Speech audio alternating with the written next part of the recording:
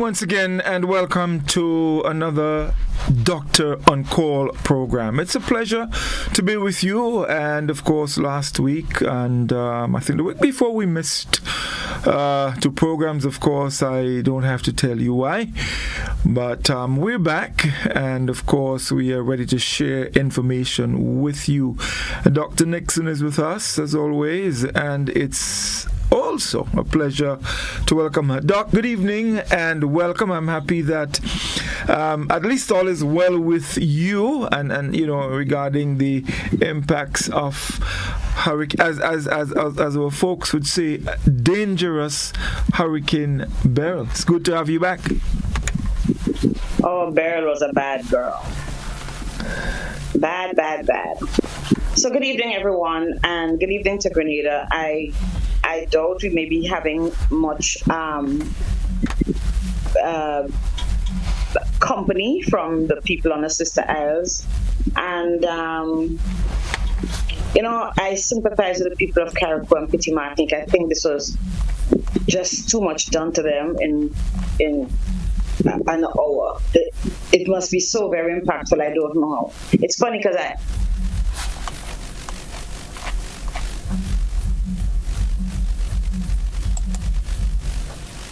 Guess what? I have not looked at them. I couldn't look at more than like 10 seconds, 20 seconds maximum. Too impactful. So I want to let you know that people in Carriacou and Petit Martinique, our hearts go out for you.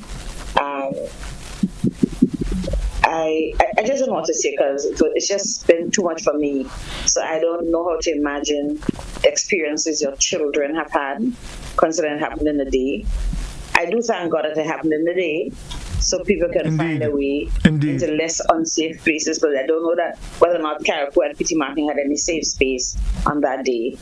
We not having had the impact of a severe hurricane for such a long time. I saw a lady who, on a clip on the TV, on the internet really, it came on Facebook, saying in her 73 years she has never experienced anything like that. Yes, so I recalled, yes. And oh man, that lady broke my heart. Like I had more space to break. It was very emotional, and it was so heartfelt, and she was able to explain exactly what she experienced in that, just by the way she said it. And I think a lot of people really felt the emotions. A lot of people really felt her pain and were able even better to empathize, to understand, to feel within themselves what the people of Carriacou and Petit Martinique, and by extension, our brothers in St. Vincent and in the Grenadines in particular. Mm-hmm. I've had friends who live in the Grenadines. I had a friend who just moved from Canoan to Barbados. Somebody who was my patient 25 years ago, who moved to St. Vincent and then moved to Canoan to work. And she's devastated, you know, because she's not very long. It's in the last year. She moved from the Grenadines. It's going to be a long trip back, but it's going to be a long trip forward, because I think it's a long trip forward to better.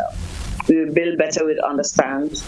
You know, I remember living out of Grenada when Hurricane Ivan impacted, and what the Grenadians are doing. And I said, you can't have houses that you build 50 years in an environment where you hardly have hurricanes. There's nobody who can fix their house in 6 hours.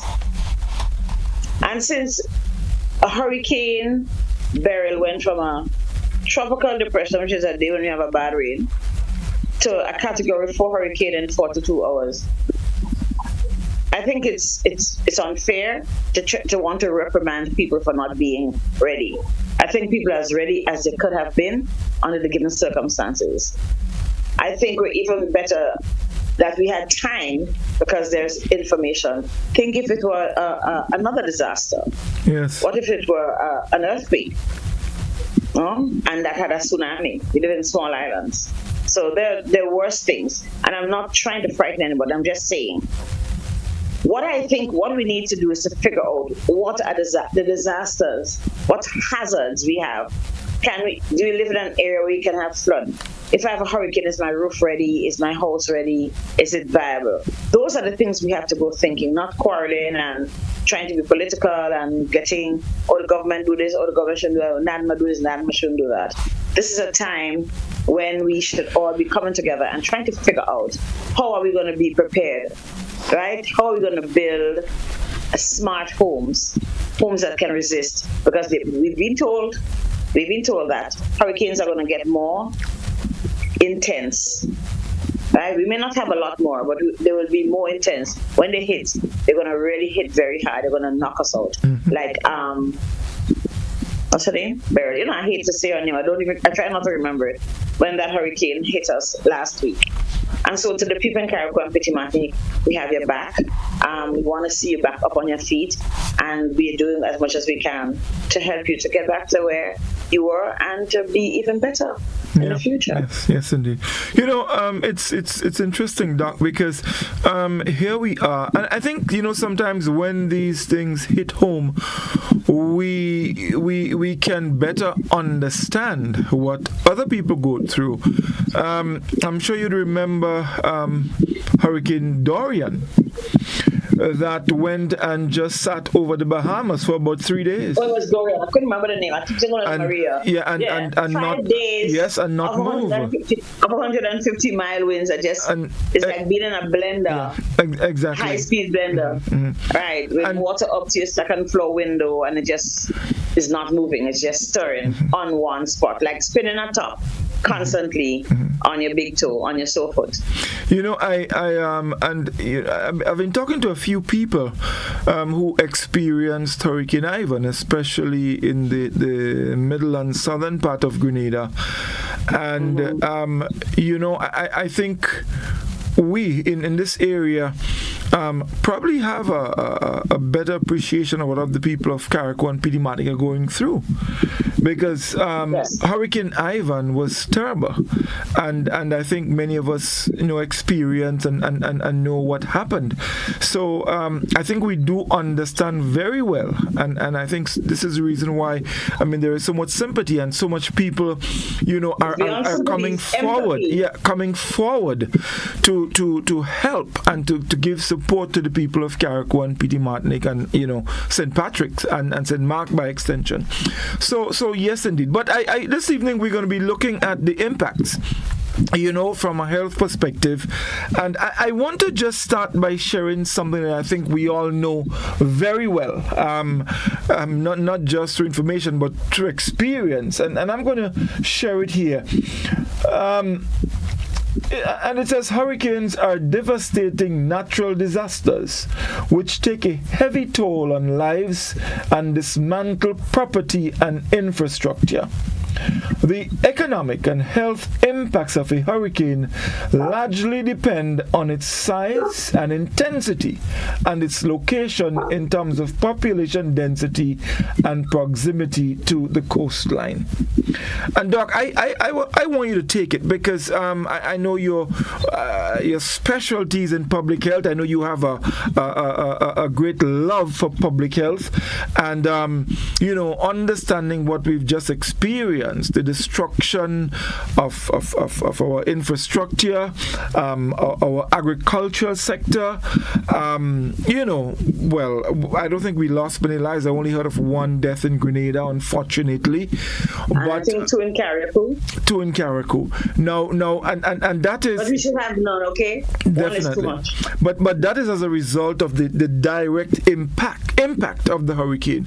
Now, after the hurricane has gone its way, it's not finished with us, because it would leave some things behind that we now have to deal with, health-wise. And this is where I think I'm going to allow you to take it and go with it. And maybe we can start with the infrastructural damage and by extension what that can cause for our health system.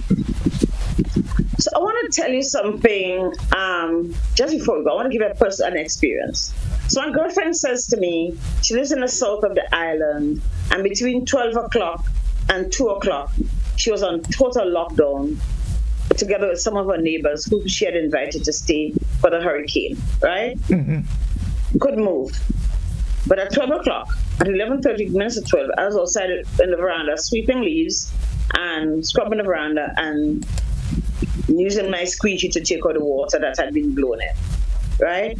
And then it started to wind a little and some thunder. But basically, I experienced a tropical storm. But I had something that was very interesting that happened. We have a big mango tree that nobody eats that mango, okay? Because as soon as it falls, it starts fermenting. Fall down and it starts, okay? So even as children, we never really partook of that mango. And I saw that mango grab the wind that came in the only corridor that was available, because I live in a little basin. I have the Montparnasse Hills, Reedy, Mount Maitland, and all the stuff to the east that protects me, right? And even at the back. And I saw the trees grab the wind. That one big mango tree, which still has some fruits on it, mind you, grabbed the wind. It's like it grabbed the wind and shredded the wind. So it says 40 meters away from my house, right? And then it gets to a little lime tree in front of my house, and the lime tree fights it a little. But then I don't have that big impact on the house in which I live. And I say that because sometimes we cannot set up ourselves for the impact of natural disasters because of our degradation of the environment. I look at a river going down right after that. River is 100 yards from where I live, 120 yards. And the water didn't really come from where the rain fell in the mountain as it normally does. Because I think our aquifers are quite empty still, right? That's why we had the severe dryness we had and the lack of water. But it was really dirt that was coming from the side where we've cut the bush from the tree. And I say all this to say we have to ensure that we keep our environment healthy, the natural environment. You can't cut down all the trees, you can go on the river and plant on the riverside on the bank and dig out all the trees and all the whatever holes in all the watershed to plant yam and corn and stuff, because it does have severe consequences. I listened also to the Prime Minister speak about climate justice, and the truth is that we who suffer the most with climate change are not necessarily the one contributing to the issues that bring about climate change. And he was very right in being quite emotional and upset about it, right? And it's something we're going to have to look at. So I'm saying to people, remember that you have to protect your environment as well, in whichever limited way you can, so that the impact is lessened. We don't have control. Hurricanes will form, yes, but the impact on us is going to depend on how much of our preservation we do for the environment. All right. So you wanted infrastructural damage. I want to go with the health infrastructure first, because people will get injuries, physical injuries. I've heard gruesome stuff happen. I've seen gruesome stuff happen. I lived in another jurisdiction during Hurricane Gilbert. And I remember the guy who came into the emergency room, and I worked emergency room then, with a piece of 2B2 lodged in one of his eye sockets. Okay? There are going to be injuries, but guess what? We are functioning. Well, I wasn't on duty, but I went into the ER.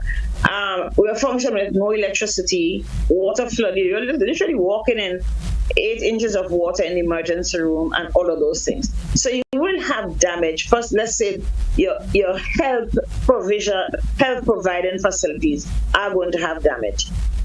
I think Carriacou Hillsborough Health Center showed the way we need to go, building smart hospitals. I know there was some work done on the Princess Alice? No. That's what, in Marble? No, the one in Carriacou, I don't remember the name. Is it Princess Royal? Mm-hmm. Right. There was some work trying to make it into a smart hospital. So some of it was actually actually protected. But the health center kind of just had like 2 zinc probably blow off, and they could actually go in next day and use it as the big emergency area to take care of the populace of Carriacou. But infrastructural damage is going to happen, but it's not only going to happen to the health sector, but to people who work in the health sector, because we know the roads were gone, right? The roads are going to be impassable when all the trees, as has happened in Carriacou and Pretty Martin, fall. You can't get through. You can't cut down enough trees in a day. You can't move enough trees in a day to get people moving around. It's not going 40 miles. It's not going 40 yards. It's having to travel 3 and 4 miles to get to work if you're a healthcare provider, or travel 3 and 4 and 5 and 6 and 8 miles to get to a health facility. Okay, so the health system is damaged physically. Right? People who need to get to work can't get to work because there's no means. They can't drive. We don't have helicopters. They just in the house. It means that whoever's on duty gets stuck. They're going to burn out. But they also have had probably, like everybody else, we had 98% damage to Carriacou infrastructure. It means that their house is probably damaged too. I don't know what I want to stay and work if I don't want what's wrong with my children or my grandmother or my home and all of that. Try to imagine, okay? But we know we have severe infrastructure. No. If your hospital is down and you have an emergency, how do you attend to your emergency? How does it get to the hospital? If your hospital is down and you have people in the hospital, how do you manage them? If the hospital is leaking, how do you move them to another facility if there's no room?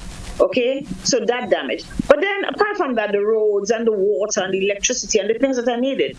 So for example, if you had somebody who needed ongoing supply of oxygen that they need to plug into the wall to get the thing to work, what happens? How do we provide water?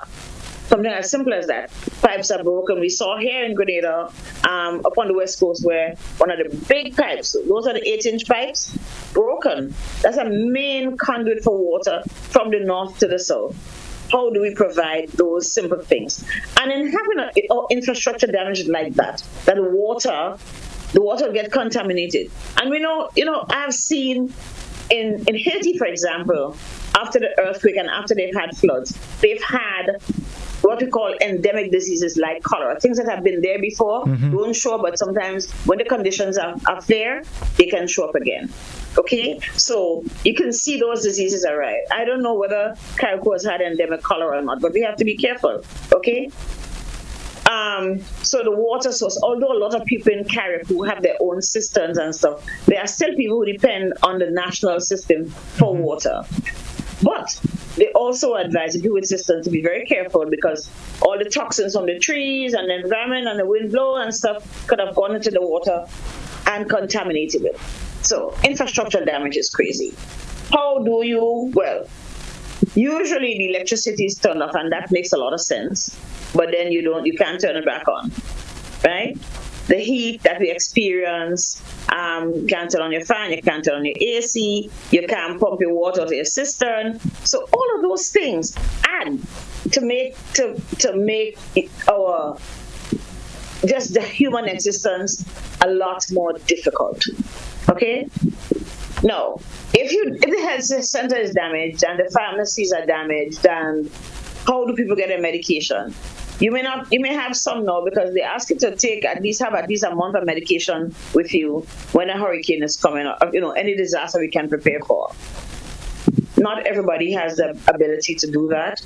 So pharmacists can't get to the pharmacy, even the government pharmacy, right? So people can't get their medications. And we talk about the spin-off from that. We talk about more ill people, right? What do we do with a woman who is pregnant in Carriacou and doesn't have a healthy place to birth her baby? What do we do with a woman who needs to have a C-section? What do we do with somebody who has a heart attack and needs to be moved to Grenada? What do we do with all of these things? Because we have so much interruption of the natural infrastructure and the systems that work just to keep our healthcare, our health services, dynamic and being able to give services. I want to talk about water in particular, because even before our hurricane came, we were having diarrheal diseases, right? Because we had the shortage of water and we had a lot of gastroenteritis.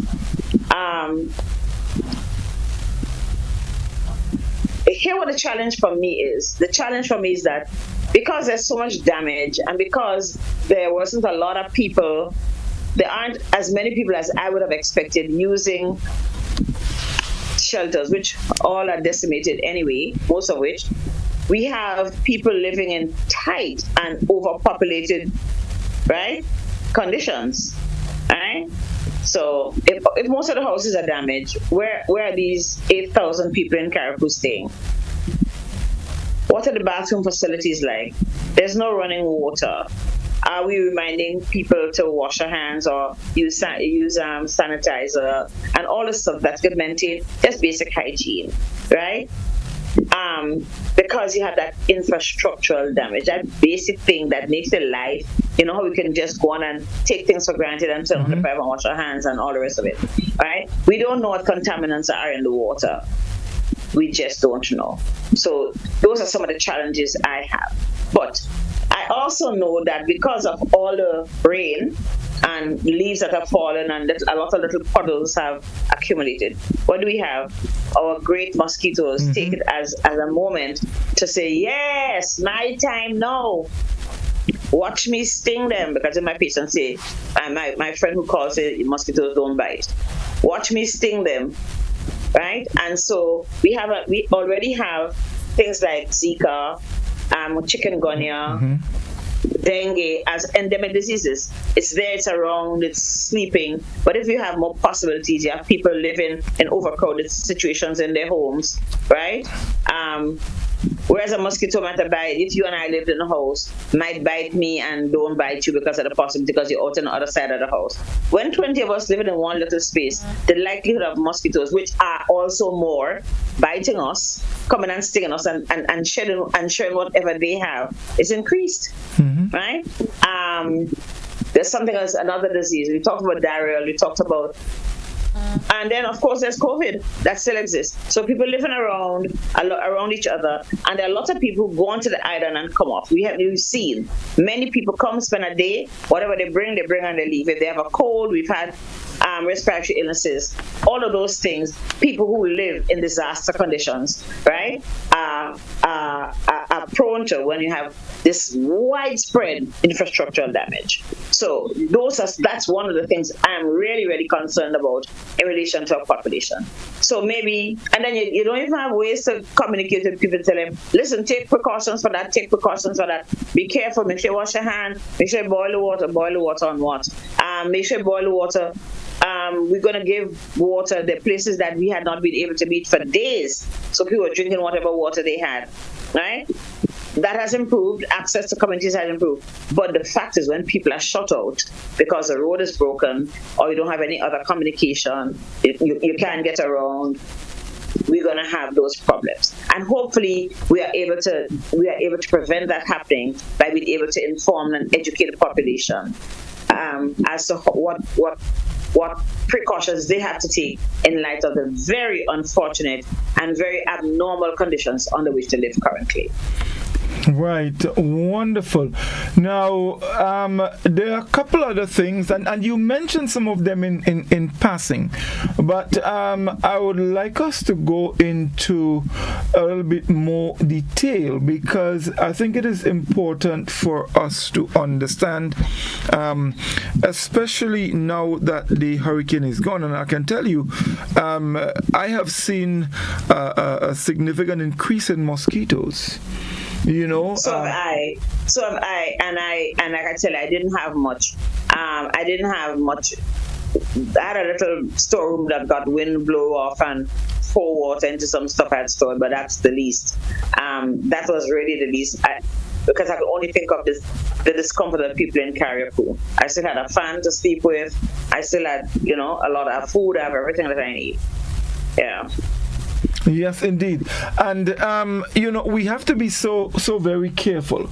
You also mentioned, contamination with the water and so on and so forth. But even as an aside from that, there are a lot of other little things that can happen that can create problems for people. People can get cut. Tetanus is still around. Well, I was going to come to that. Come to that when we spoke of injuries. Right. I was just looking at how the big picture of how the damage to the infrastructure can really make our health, put our health at risk, and access to health care. And the truth is, the more we prepare, the more we are prepared for any day, any disaster, is the more we're able to mitigate the effect of disaster, the more we're able to control how severe the disaster is.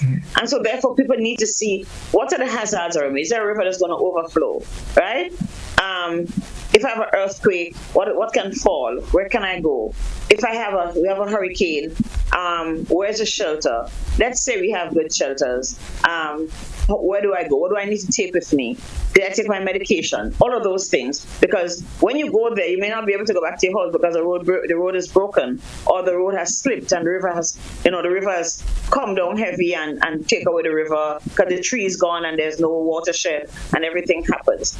Luckily, Carriacou is relatively flat. They don't have any major river that I know of, right? But in places where you have rivers, they will take away the river bank and the bridge and all of that, and people are not going to be able to move as they want to. What about fires? Fires do occur because you have electrical lines being broken. Now, in cases like that, will the fire truck, for example, be able to access some buildings on fire? No. And that's the thing. Luckily, I think we spared of electrical fire because I think one of the things that SEDEMA has in place is that once a disaster comes on, the general electrical grid is turned off. Because you know how we like to go and see what's going on outside. I see some people stand up on, not here, but stand up on waterfront watching big wave coming and all that foolishness, right? There's no need to do that. That's putting yourself at risk. There are people who are asked to move from places that are dangerous, that you expect the water to surge. Did you see the video from Barbados on the waterfront where the boats were thing? And they had these big waves coming as they had storm surge, and people almost got killed. Right? Because you had these massive waves coming in, and people are, what are you looking at? Who's going to come to rescue you? I know of people who are on fishing islands where people live, fishermen live on these keys, and they ask them, please come off. You have to evacuate now. And in the middle of the storm, when storm surge comes, and they have half an inch of water before they reach the top of the islands, they ask the defense force to come and take them. No. Who's going to come and take you? Why must I put myself at risk if you choose to have your own way? It's unfortunate, but that's what happens. People choose not to move, right? So people have to understand when it's time to move, when to understand what is the capacity of the structure within which I find myself. Can it prevent me from being injured? The other thing is that we have seniors, older people who can't move. We need to move them because if they have infrastructure damage, we can't move them. I asked my seniors in the community where I live, I called the homes and said, look, move them downstairs. If you're roof go, at least they're downstairs, right? And some people have upstairs and downstairs, but they enter downstairs, enter upstairs from outside on the step. How do you ever go out in 150-mile winds taking somebody who's disabled or who's overweight downstairs? How do you manage that? That's putting everybody at risk for severe injury, because we know that in a storm there are a lot of missiles that fly, and can be dangerous to you.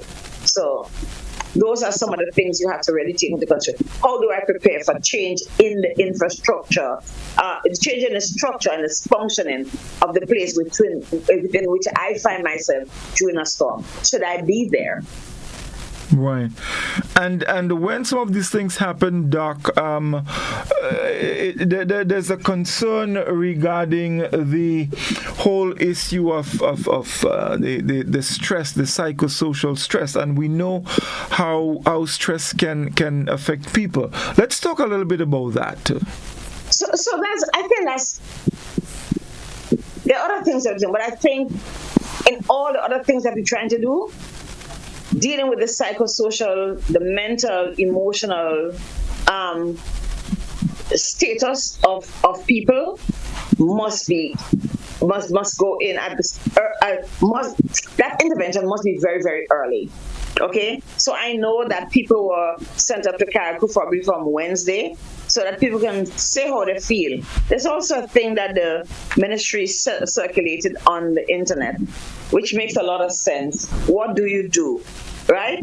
Can you become mindful about how you feel about what has happened? How you coping? Can you cope? Do you have thoughts of self-harm? Do you feel so desperate that you can't talk about it? Are you experiencing severe anxiety? Can you manage it? Would you talk to somebody? Would you talk to your minister? Would you talk to your minister of religion? Would you talk to a psychologist? Would you talk to a doctor or a nurse or somebody who might be able to help you to transition, to walk through whatever is going on? And then, do you need specific intervention? Do you need professional intervention at all, right? Do you need medicines, right? Do you need to be hospitalized? Because some people really don't cope well. So very early, the whole psychological intervention must occur. I remember when Ivan occurred, that was my first worry for Grenada. And because there was so much decimation of the lower half of Grenada, I suggested to the people, look, I had mobilized a group of my friends who worked in mental health psychiatrists, and they told us to wait. And I know people who today, if the breeze blow or the mountains set up, they get frightened. And I can imagine the stress and the mental and emotional stress. Haven't had things like post-traumatic stress disorder, which is what a lot of people have, right? When it comes, you become quite dysfunctional, right? Some people would go into depression. And of course, loss of your normal life, just a normality without all the stress around you, right? Loss of your normal life, loss of your home, loss of your family, somebody dies, loss of your job, because if you work in tourism and a hotel mashup, you're not at work, right? If you work with a doctor and his office mashup, you don't have no work, right? If you're a gardener and the people you work with house mashup, they don't want no gardener right now, they don't have any money. Okay, the whole loss of that loss of independence that most people like to have goes away. You get food when the boat comes up. Yep. Right? You get food that you probably don't like. Right? And you hope one day you can go and have your own peas and make your own pea soup and have your own pigtail and whatever you do to make the food that you like. No bananas, everything around you. And just living in an environment that's so decimated, right? Nature's so adulterated, so I can't even find a word when nature is so different from that calmness and the green that we enjoyed and being able to stand on the mountain and look at the sea, but with everything that was calm and accepted in between. You don't have that anymore.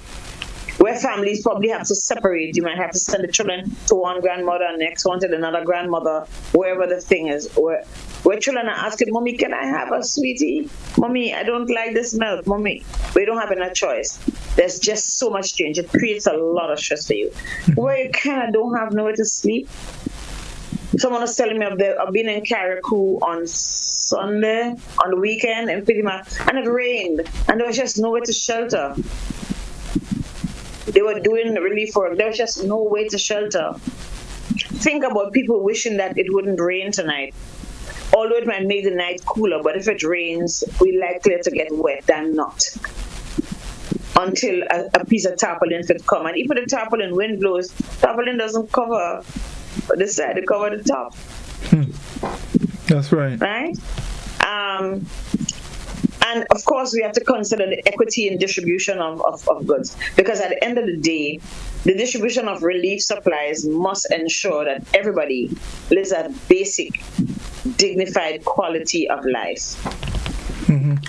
So right? Doctor, yeah. There are a number of things or a number of ways that with the passage of a hurricane, the whole healthcare system can be disrupted. And I just want to point to a couple of them that we can probably look at individually briefly.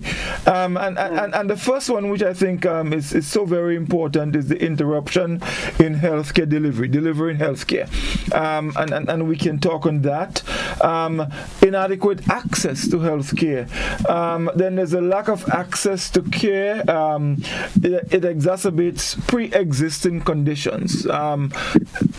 And the inequalities in accessing the care, and of course the issue of medical equipment, age, pre-existing health conditions, socio-economic status, all of these things, they can seriously impact the healthcare system and individuals, taking us back to inequality. So maybe we can see how much of that we can cover and share with our listeners. So the interruption in the healthcare delivery system. Yeah. So we spoke about it in some ways. Yes, not we did. Using those words. We spoke about the hospital being damaged. And people get injuries. They're gonna get nail joke, right? And they're gonna have damage. They're gonna have injury escaping from one place. They're gonna fall down, hurt themselves. But the system does not exist as it is, right? It doesn't exist as it should be. Sorry. And with what you have is a greater need for healthcare services with the same everyday potential for delivery until somebody comes to help you.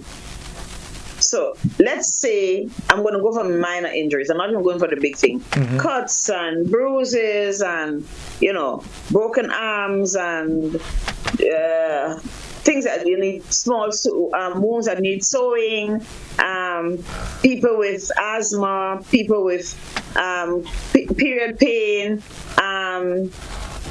somebody's pressure out of control, all the rest of it. You have to have the services.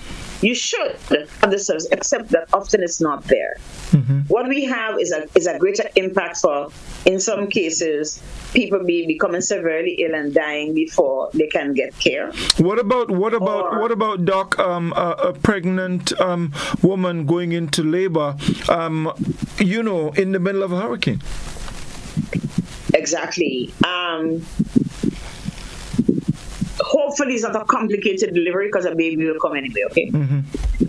Hopefully it's not a complicated delivery because a complicated delivery would certainly need some specialized care.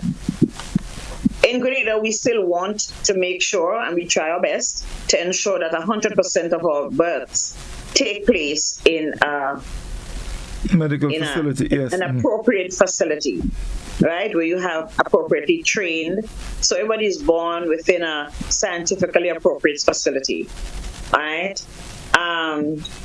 They may have asked pregnant women, people who are at term, to come close to the hospital or to be at the hospital if you were. That's one of the things they do. But you might have a baby that's born with some difficulty, and you need to have him in the neonatal ICU, and you can't get them to the ICU. You may have people, like I said, with hypertension who don't have medications and don't have access to get a medication because the pharmacy is closed, the pharmacist is not there. The pharmacy in town mash up. Do you understand what I'm saying? Yeah. And there's just no access. One of the things that we tend to forget to tell people is to always have cash. Yeah. Because when the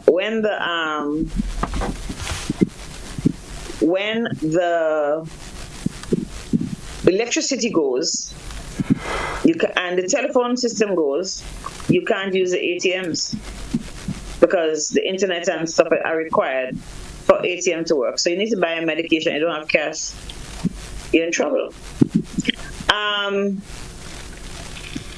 But there's another part of healthcare that gets disrupted.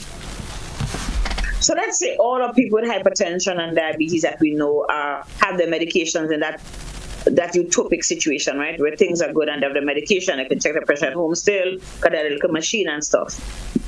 What's about the people who don't know? Mm-hmm. The people who you'd want to screen, the people who you'd want to screen for cancers and other diseases. What about that group? Because now what you're doing is basically offering emergency services, people who already have disease. You, however, need to have facilities like every day, but it doesn't happen because you're in a crisis situation. So we might have, like we had in COVID, where we weren't doing breast cancer screening, and pap smears weren't being done because, one, you have to divert the services of the nurses and the healthcare professionals into this emergency situation. So the things that you can do in preventative care kind of get more than second and third place. Okay, they kind of don't even appear. Right? Who reminds people to take their medications? Who reminds people? What if the nurse was giving Mr. John his insulin every day, but she can't reach him? Okay, he's likely to go into coma. The other thing that is concerned about in relation to health is what people eat. So we have food insecurity that comes up anyway. But what do we send to a place where there is a crisis? What kind of food we send? Certainly not fresh salads. Then all the lettuce and all the okra and everything gone, cabbage gone, everything that may have been in the ground. Not to mention that in the case of Carrick, we've had this drought, right? And a lot of the things that normally grow overground are not there. All the mangoes fall down. All the fruits, this is mango season and plum season, right? But they're all gone. The limes that some people may have to make fresh lime juice and give us some vitamin C and stuff, all of those things are gone. So what do we give to our children? Sugar sweetened beverages that we're talking about every day, and highly processed products, ultra processed products. The snacks and stuff that come. It's convenient, right? While we have a crisis.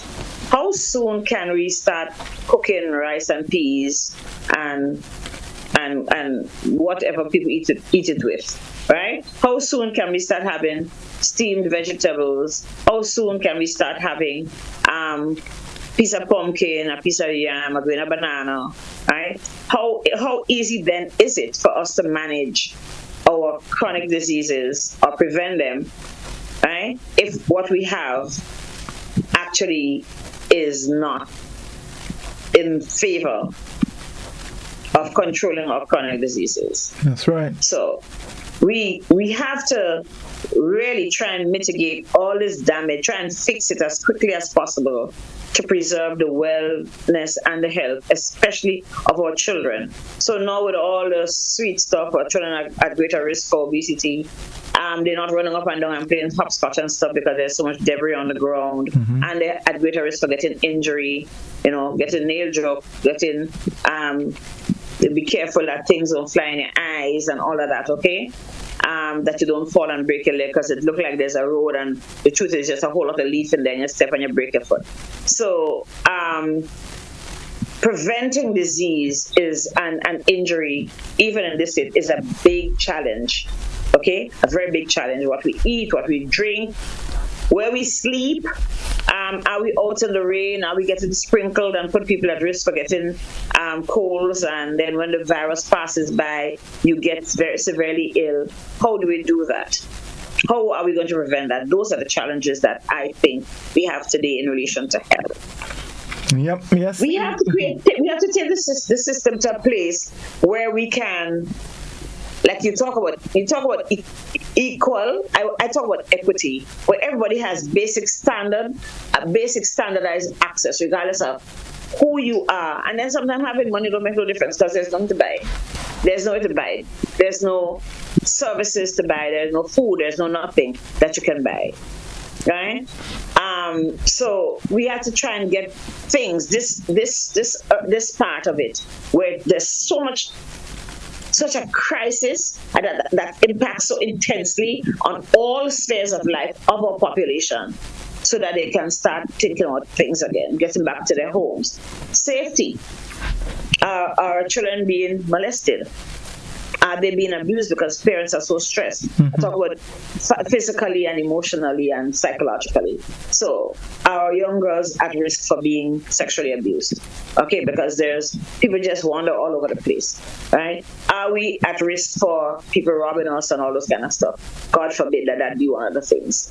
Okay, but there are too many risks that a population that's as decimated as Carriacou and Petit Martinique are faced with that can affect their health. And so replacement of infrastructure and other basic things will in fact help us to mitigate the challenges to their health. Right. While we on the inequalities in accessing the care, what about our people who are differently abled or probably disabled? That's a very significant thing in accessing healthcare.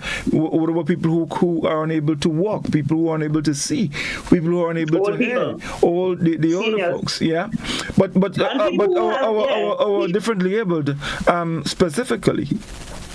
So there must be a special focus placed on the people who are differently abled. And hopefully there's sufficient advocacy, not only from families, but from within the healthcare system and from community groups that can ensure that this population, remember, like in the case of old women or older women who are widowed and old, they might live together when they might live well when things are good. But hurricane come, their house leaning up on a tree, and they're all alone. We have to go there because that lady is differently abled. She can't walk 5 miles from wherever to wherever to get food. She probably don't have anybody to chop the bush in front of her house, right? And people might have just forgotten her. So I agree with you that we have to consider and make special space for people who are differently abled. And those who are advocates of that population has to understand that it widens a little in a crisis. It does, right? When we have this state of emergency, it has to widen because people become even more vulnerable as situations change physically and otherwise. So we have to remember to advocate for them. So whereas I can go down on the port and get a case of water for my family, we have to think about Miss Jane who can't walk, or a lady who has 2 disabled children, she has to stay home, she can't leave them to go, and all of that. So advocacy is very important to ensure that equity is delivered. Right. Let's talk a little bit about, a little more specific. What about people with respiratory disease? How are they affected? Under those conditions. So people, you mean like asthma, for example? Yes, asthma, for example. What if someone gets an asthma attack during the hurricane and you can't move? Exactly. And so that's why they ask you to have your medications, okay? Remember that. Mm-hmm. And we have to, I find some asthmatics are very lackadaisical about their asthma, especially if they haven't had an attack for a very long time. I'm sorry, there are lots of insects flying around.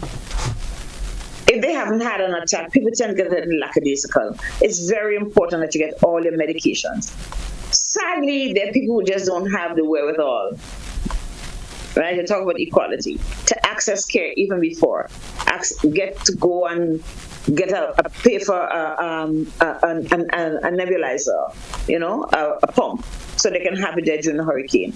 And who says, I haven't had an attack in 20 years. I don't think it's going to happen. And perhaps in the middle of the Cat 5, the anxiety and all the dust and stuff that the wind brings in just hit your lungs and you're out for 6. And the roof goes. What if the roof goes? The roof just... The roof might go and you get wet, mm-hmm. and you get a cold, and that can trigger asthma for people. And like I said, people moving around and living in large volumes together, very close, like dormitory style, are very likely to share those respiratory illnesses even faster and on a more widespread basis. Because if 2 of you live in a house is different from if 20 of you live in a room. You must breathe in and breathe out what each other has. The whole disposal of garbage is very important as well. Mm-hmm. It's funny, I thought, how come we didn't ask for garbage bags?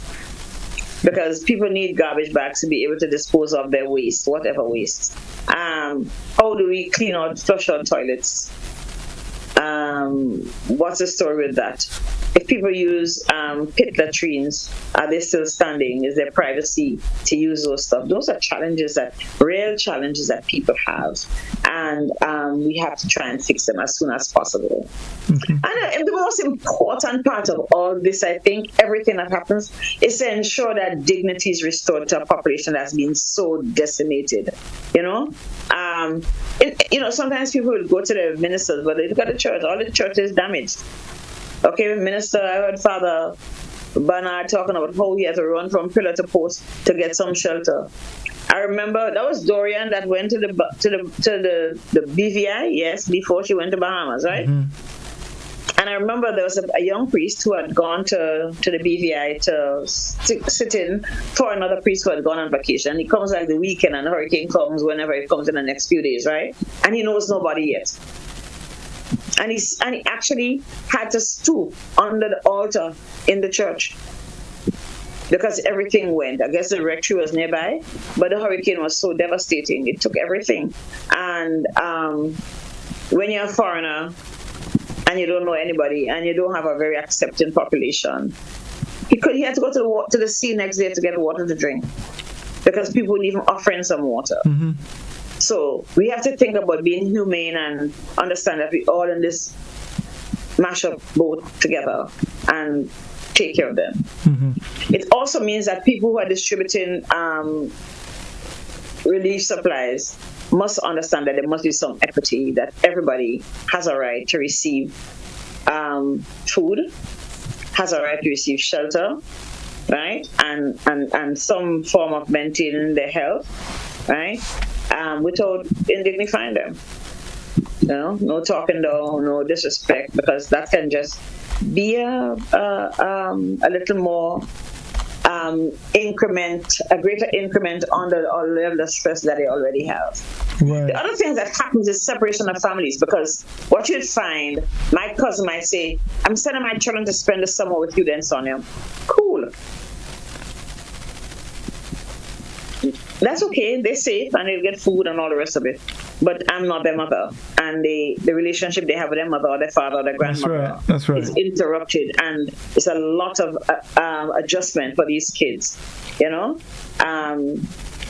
And they come here, and we have to be careful how we treat the visitors, because they are our special visitors. So we don't treat them as refugees, because they're not. They're just people who live in a different parish who come to visit. Two other areas that I want us to look at quickly. One, mental health and violence. That's another one. Mental health, and I said that's the first thing I looked at when I was looking at this material, because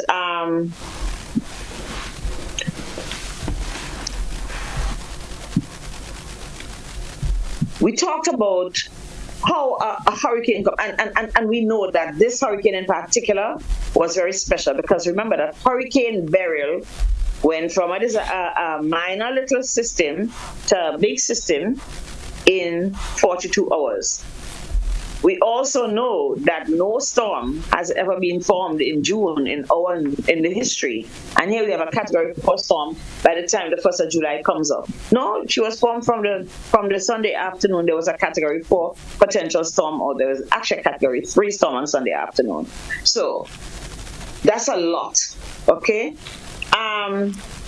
That's a lot to deal with before. When you tell people, sometimes people don't understand the information that you're sharing. Because when we give numbers, and we give all these scientific numbers, right? And people don't understand that a Category 4 storm can knock down XYZ. A Category 3 storm can do XYZ. Those are some of the things we could have told people. But look, it was just a lot, right? So people are now faced with separation of families. Mm-hmm. People are faced with loss of all that they have,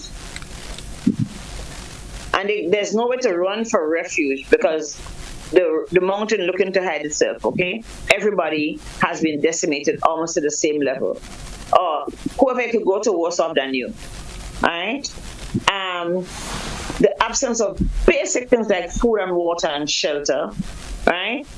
And long-term homelessness and the fact that people don't feel safe sleeping in a tent or sleeping in a shelter or sleeping in a house where, yes, you have a tent, you have a piece of tarpaulin over, but you can't close the door.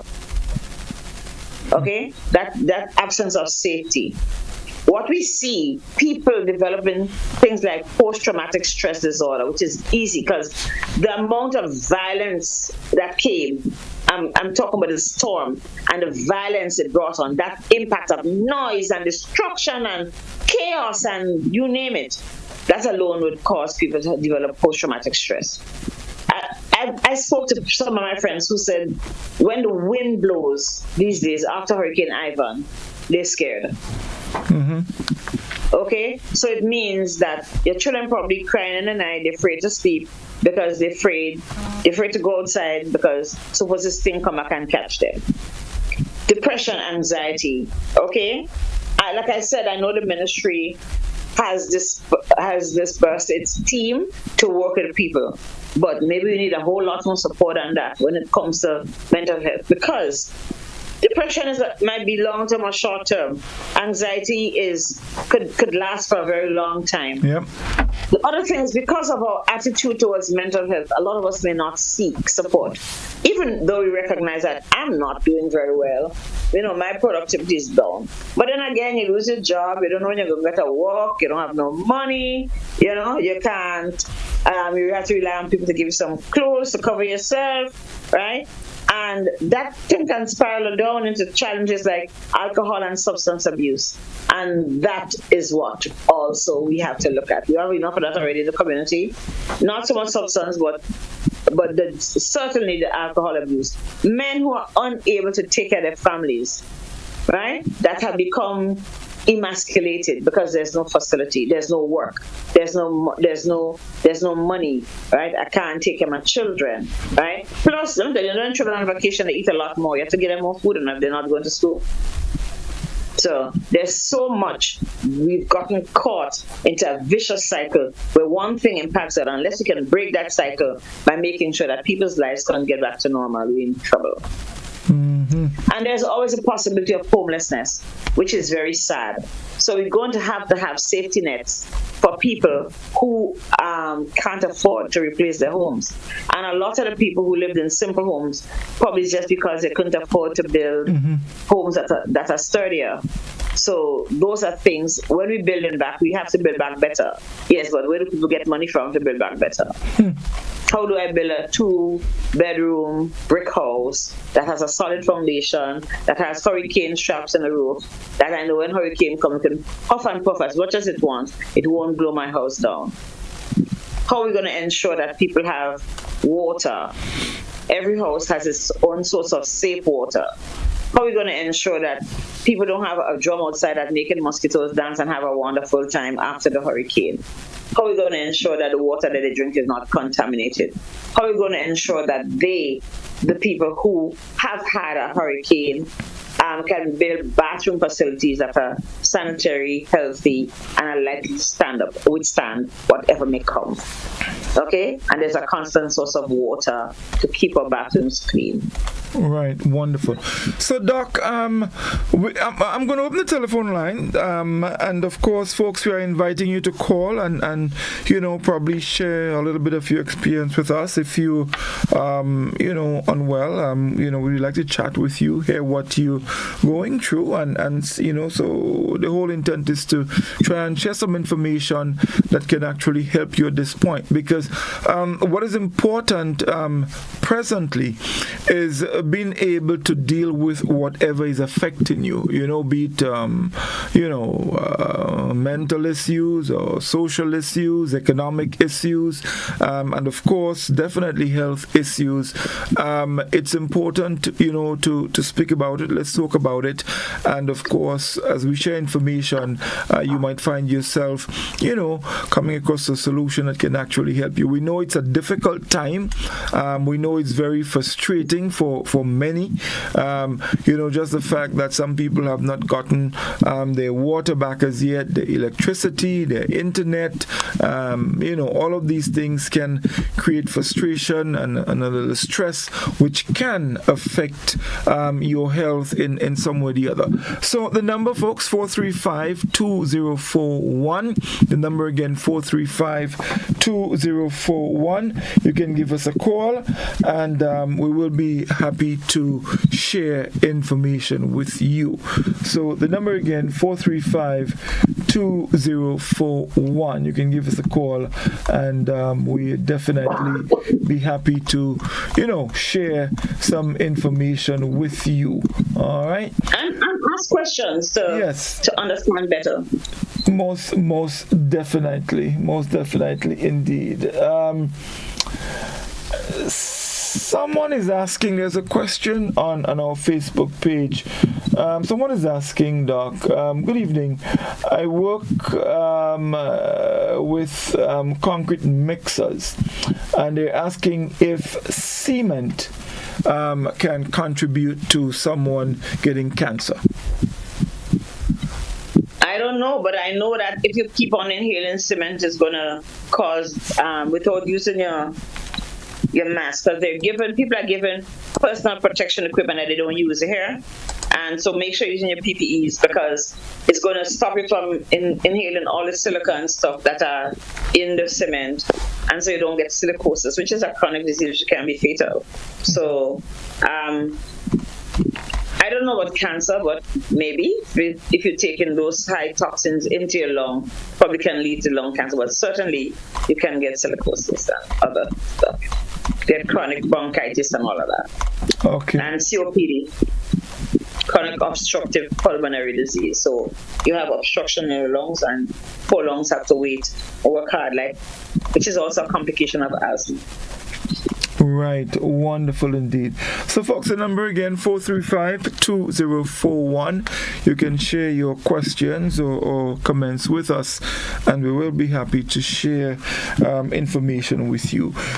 Doc, just to take it a little further, the issue of food security comes heavily into play here, because I'm sure you've heard that, probably jokingly, people are saying that Beryl has something against breadfruit and bananas, because she practically destroyed our breadfruit crop in so many places, and also our bananas, which can put us at a little disadvantage when it comes to our organic foods. What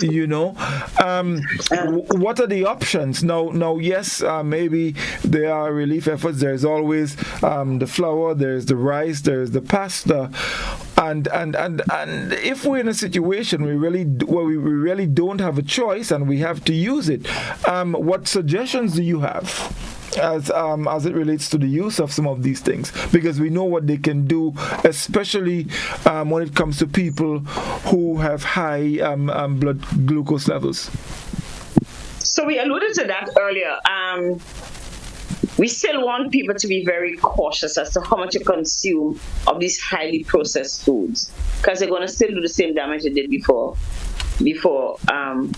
burial. Hopefully, the people in the south will have some yam and banana left, so we can take care of our people in Carriacou and North and the other islands who have not been impacted, like Dominica. Unfortunately, St. Vincent, which helps us out a lot with food, has been severely affected, and hopefully they too can recuperate so they can take care of the population. They have more than 2 islands affected, because I think they have Canoa, they have Union, they have one that starts with M, and a couple of other islands. Palm Island, which is their tourism part of their tourism, Palm and Petit St. Vincent, which are part of the tourism part, has been decimated. What I wanted to talk about food, because I started to smile when you talk about food, is making sure that the food doesn't become contaminated. That's right. Because you don't have ice. And yes, you can cook and fry the fish and stuff, right? Because I guess people still fishing and all the rest. But you have to make sure that food is stored. If you're going to store food, that it's stored properly. One, because it's hotter anyway. You don't have no fridge. and it's hotter than it used to be. I don't know about ice being taken to Carriacou. Do you know anything about ice being taken and distributed in Carriacou? I know, I haven't heard. Mm-hmm. And some people have generators, and more people have generators as the days go by. So I'm going to ask the people who have deep freeze and generators, kind of put up Miss Mary a little piece of chicken if she have a little piece of chicken and she put it in the fridge for her. This is what I saw happen in Grenada June Ivan. One person in the community had a deep freeze, and they had a generator, and people would bring their little meat and put in the fridge. Their meats, right? And they'd come and take a little piece every day to cook. But the generator was just for the deep freeze. Mm-hmm. Okay? And that's part of community living. Those things are going to happen. We're going to have to, establish some new values. All right? So the whole thing about having safe food, people, please be very careful, because you don't want to have an explosive diarrheal disease, like something that's caused by a bacteria that requires hospitalization and stuff, right? If you're in Carriacou and you can't get to a hospital, or there are no facilities, or there are insufficient facilities for taking care of that, okay? Right. Mm-hmm. So in relation to we have to eat what we have, okay? And hopefully we can reinstate some level of normalcy as soon as possible.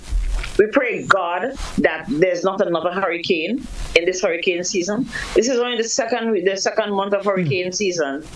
They tell us June too soon. Well, June looked like it wasn't soon enough for burial. She just come barreling down, right? And they destroyed everything with her bullying self. But I think we've learned, and we've learned well. And we're going to ask people to work on their mental wellness so that we can be a little more resilient mentally and emotionally should this happen again. There's no guarantee. We can only pray. There's no guarantee that this is not going to repeat itself before the end of the hurricane season in November. So you have July, August, September, October, November. 5 more months to go. Because today is what, the 10th? Tomorrow is the 10th? So we still have two-thirds of July. 2/3 of July, and then we have August, September, October, November. Okay? So please, I'm going to ask you to understand, talk about it among yourselves. What just happened? How can I prevent this? How can I prevent the outcome? Because we can't stop a hurricane from coming. We can't stop hurricanes from being category 4 and 5 and blasting as they did, as Beryl did. But we can improve the capacity we have to prevent a hurricane of its magnitude creating as much damage as has done to us. We must prepare ourselves a little better, especially mentally, emotionally. Mm-hmm. One of the things I saw and bothered me, a young lady said to me, I was in the elevator and the elevator opened on the first floor and she said, Dr. Nixon, they want me to panic buy. I said, well, what are you talking about? This lady, she must have gone buy food. Right? A hurricane. I said, well, a hurricane is coming. So why wouldn't you buy stuff? No, I'm not panic buying because all of the times I panic buy. It's not panic buying. I'm asking, and I said to her, hear me. You have to prepare for the hurricane season. So the stocks you have in food and medications and stuff should go into that little box, that little corner that you don't touch. It's like how you used to put the nice wares in the cabinet, right? And only when a visitor comes, and the hurricane is a visitor that comes with however they feel like. Only when the visitor comes, you're going to take it out. So that stock that you've kept for hurricane is only to be used in the crisis time. If we have a second hurricane, you're going to have to prepare again, okay? But you have to prepare yourself all the time. So the next morning you don't have milk. You can't not have milk for your children, right? You might not be able to boil water, but you should have some bottled water to at least put it in the sun and warm it up a little bit and put some milk powder or whatever is in there so your children can have some milk to drink, right? Some crackers, a piece of open a tin of corned beef or whatever it is, corn jacks, whatever you have, you must put something down. Doc, I as you mentioned, that was my next question, and you probably took the word out of my mouth, because as a way of preserving food, I'm sure you're familiar with the term, people would con their meat. meaning putting extremely high salt to preserve it. And of course, when the going gets tough, the tough has to get going, and measures will be taken. But from a health perspective, so someone probably gets some pork or whatever, and they decide they're going to con it and have it there. Talk to them about the use of it, because we have to keep at the forefront of our mind the issue of hypertension. Yes, and I appreciate your concern, but I also appreciate that people need to eat, okay? Mm-hmm. What I'm saying, we have to be very... people know who, no, in Grenada, where we don't have a crisis per se, in the southern part of Grenada, who have hypertension and eat saltfish. What do? They soak the saltfish, take out all the salt. It doesn't take the same. It does not taste the same. But they soak the saltfish because they know that salt in it is not good for them. The salt, because that's one of the purposes of salt in our diet. One, for flavor, but two, for preservation. Mm-hmm. So you can cut a piece of your meat, soak it in water, and try and get as much of the salt as possible. That's one of the things. Okay? And guess what? We don't have to eat a whole lot of meat, because peas and beans give you the proteins and stuff that you need, right? What we might have is a change in the way we eat. Okay? Change in the way, because as long as we don't have electricity, people are not going to be able to store food in their fridge and all the rest of it. I don't know what happened to the chicken livestock in Carriacou. I guess a lot of livestock has been lost, unfortunately, and this is very sad, because Carriacou was a sheep and goat and stuff, right? Am I right? Sheep? Well, it's supposed to. Right. I've heard that there's been a lot of loss of livestock. But while we don't have it, they say when you don't have a horse, you ride a cow. How long we're going to ride a cow depends on how long we can restore the country to a state of normalcy, to a state of sufficiency. One of the things I think about, though, is replanting trees, even now, because we're going to need to have trees. A lot of the trees are going to come back. I know there's some trees that have been uprooted, but the trees that have been stripped off their leaves and stuff are likely to come back. I heard the bad stories of the granite tang. I know you can see Carriacou through the granite tang after the hurricane. But trees are going to come back, but I still think we need to plant trees. Do you remember the former Prime Minister Gary's move? He was still premier. Carry a tree to Carriacou. Do you remember that drive? Or are you too young to remember these things? Maybe I am. You just remember? Maybe I am. Because Carriacou didn't have a lot of trees, and there was always severe drought and need for water.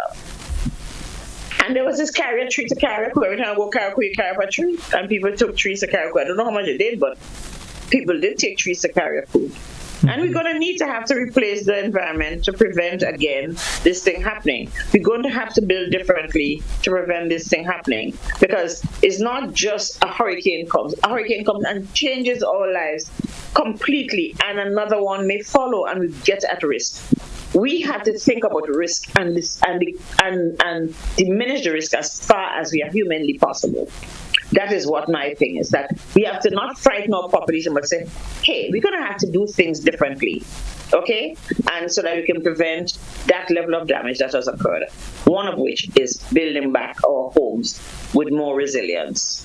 Mm-hmm, mm-hmm, mm-hmm, mm-hmm. Doc, final question on the issue of public health, and I'm looking here, and I want to narrow it down to communities, right, or communities and or small societies, villages, and so on and so forth. The issue of public health after a hurricane, or preparing for a hurricane. Communities maybe not as they used to be before. I mean, people are not as embracing as it used to be. But we have seen in time of natural disasters and other occasions where people come together and do things. All right. As a matter of public safety, I want you to spend maybe 3 or so minutes to speak to our communities on some of the things that they can do as a community or as a society to help.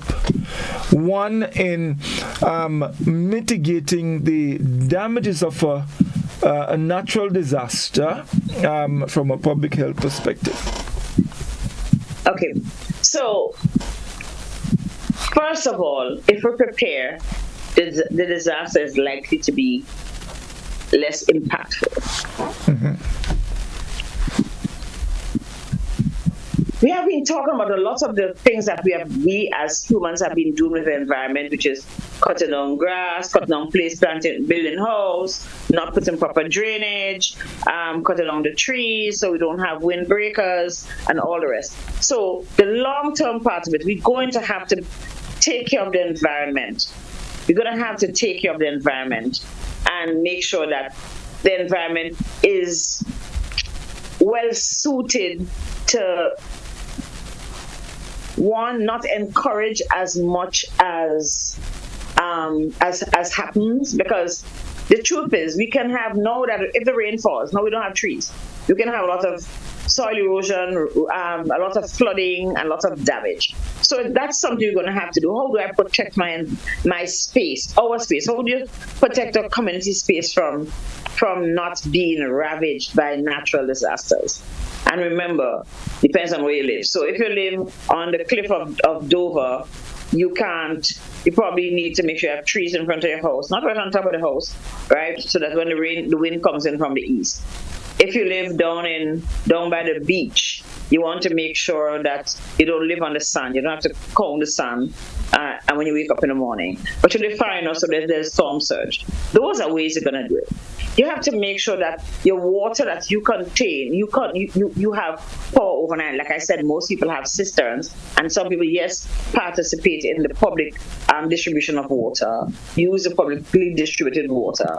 But you have to make sure that your cistern is taken care of, it's secure, it doesn't have leaks, it doesn't have, animals don't have access to it, that if it's secure, that so much so that the latch, the covering of your cistern is not open to the elements, so that if we have a hurricane and all the toxins, I didn't have a lot of wind, I didn't have a lot of hurricane, but I can smell so many broken trees, all kind of trees, some of which we don't use, you don't put in your mouth, right? So you'd have a source of water. Your medication, I think that's one of it. If you have medications, you have to make sure that you have a storage of medication. One of the things that people forget to store is their papers, because your papers are going to make you be able to get a house again, because you have your land papers, it's your land. Your papers are going to make you be able to have your car license, your whatever you need to go about your everyday life. And if you don't have those stressors of having to replace those stuff, you in line for getting whatever relief you need and being able to reinstate your life. So there is less stress, less that anxiety that can impact you. We watched during COVID how people, because of the isolation, suffered a lot of anxiety and depression, and still probably do, right? Because nobody understood what this COVID thing was, including myself, until, after you read and there's more research.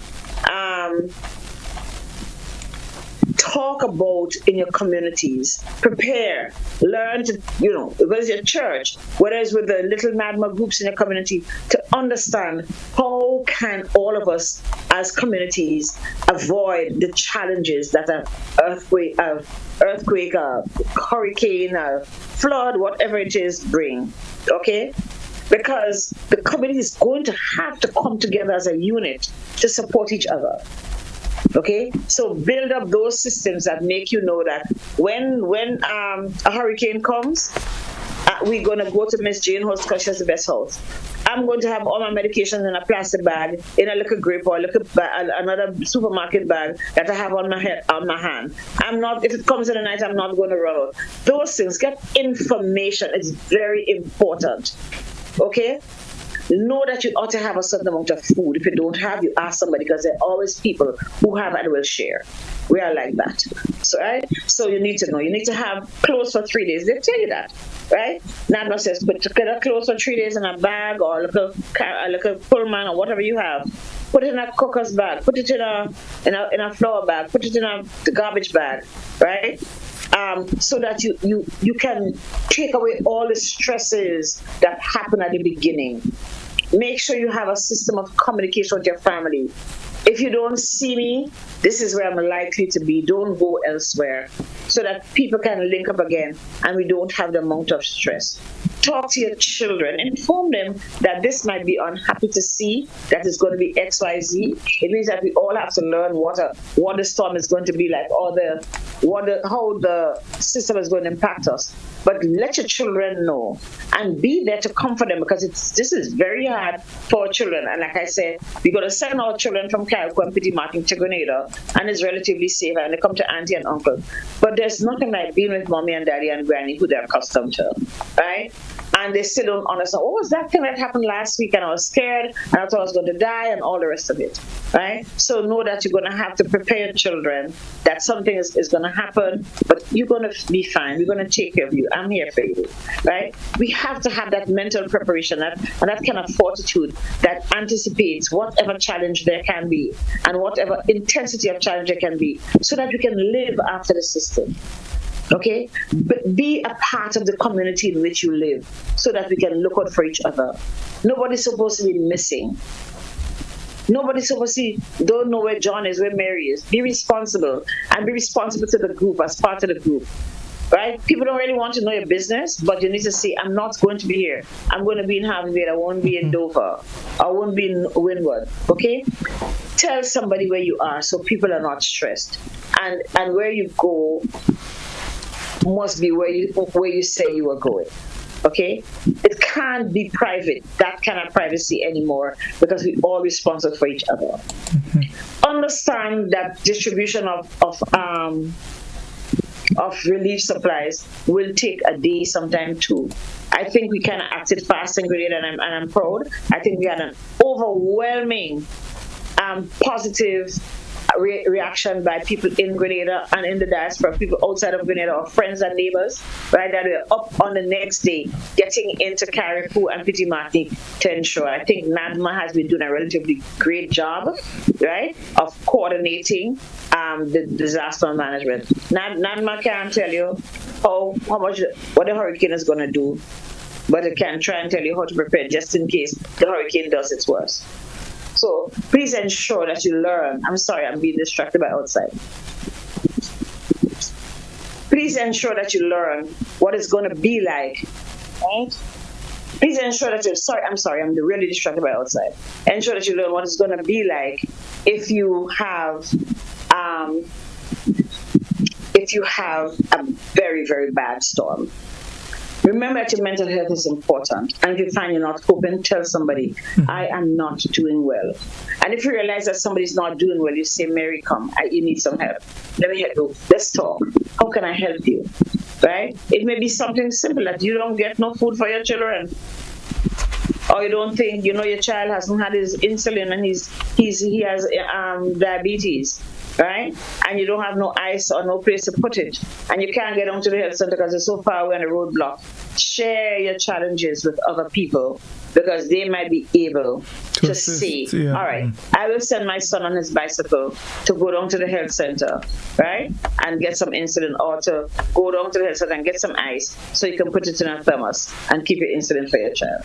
Don't be afraid to share what challenges you have, so that all of us can rise out of this mire, this confusion, it feels like an atomic bomb hit you, but we have to rise together. But before we rise together, we have to be one. So there's unity, because if you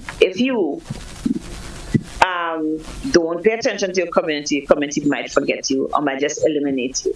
Right? We're all in this together. Right. Doc, thank you so very much. Such a pleasure as always, folks. I hope you were able to at least take away something from our discussion this evening. Keep in mind that the hurricane season has only just begun. All right. In fact, if you've been following lot of the information that was shed.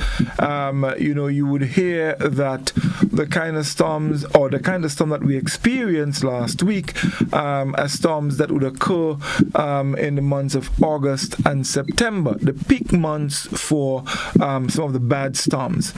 So it is not too early to start preparing. If you have not been, well, you should be prepared by now.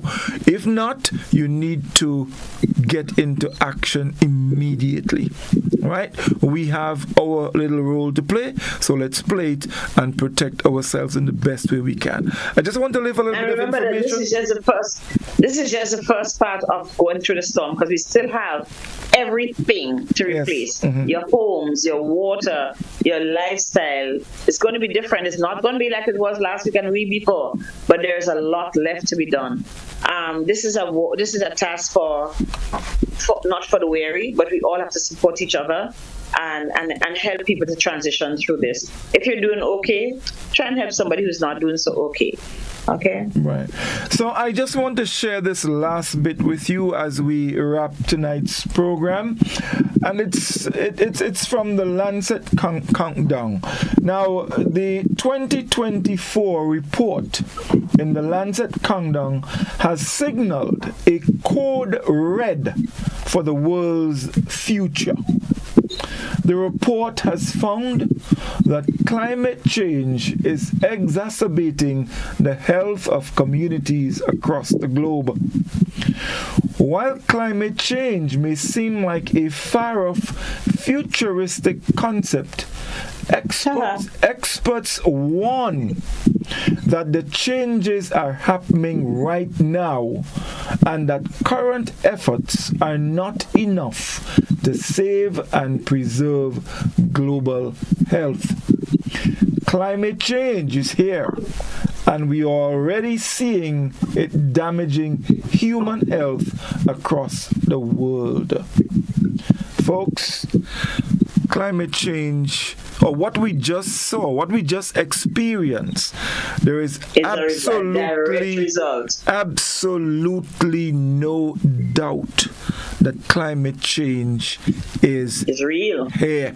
Remember, if you've been following the news, while we were trying to protect ourselves from rain and thunder and wind, the people in the US, they were burning up with heat.